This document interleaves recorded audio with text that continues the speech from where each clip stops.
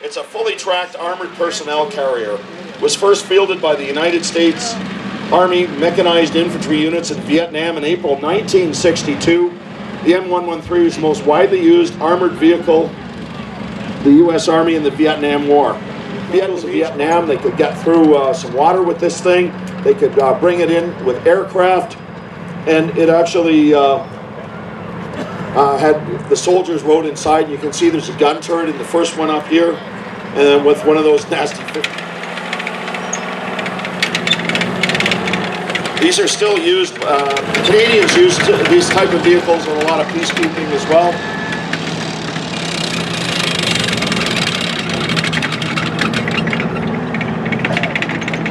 When I was in the OPP, I was in the I was sent to help the folks in the ice storm in eastern Ontario, and everything was a total mess. And they actually brought some of those out. The hydro lines down. There was ice everywhere. The roads were impossible.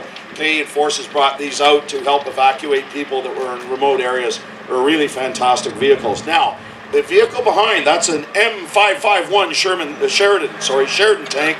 It's a light tank developed by U.S., named after Civil War General Philip Sheridan, designed to land by parachute. Used to break through heavy thickets in the midst of the jungle to attack and overrun enemy positions. Allies called it an APC, or Armored Cavalry Assault Vehicle. Now, the M113 was pretty special. Looks like a big heavy tank, but it don't want to run it over your toes, but it's actually new aluminum armor that made the vehicle much lighter than earlier vehicles. It was thick enough to protect the crew and passengers against small arms fire.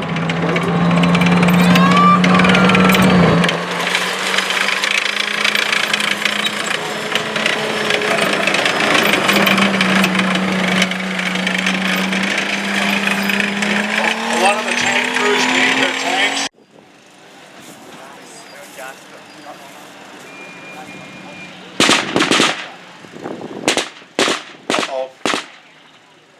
That Jeep's been smoked. That's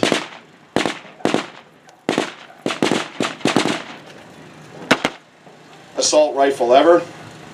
They're considered obsolete now, but they're still used in many conflicts. You see them quite frequently in Middle East conflicts and Africa. There are literally millions of them.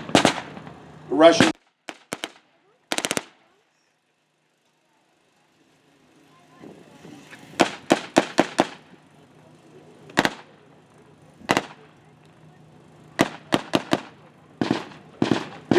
Here they're semi-automatic and selectable fire. And in Canada, by the way, they are a restricted weapon. You need a very special permit to own one, and it can only be fired on a range. Now the M113s are coming in. Their Jeep's been wiped out. They're coming into the rescue. The Sheridan and the 113s, of course, there's one of those 50s on there again. And if the Kong are hiding behind big trees, won't matter. A 50 caliber can cut down any tree, building, concrete wall. It penetrates all of those things. And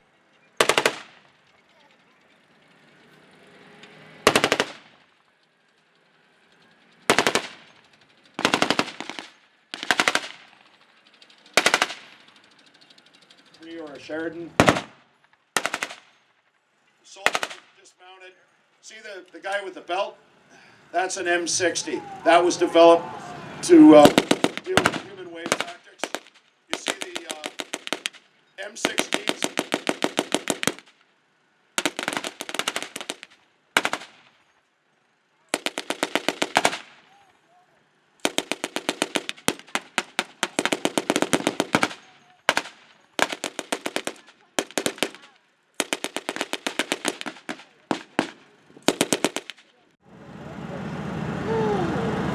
The Americans also worked with Vietnamese soldiers that would act as interpreters when they did capture Viet Cong to try and get information about where they may be. The VC were known to hide in plain sight in villages. We've seen this again in Afghanistan, where our soldiers go into a village and the nice farmer might actually be an enemy soldier.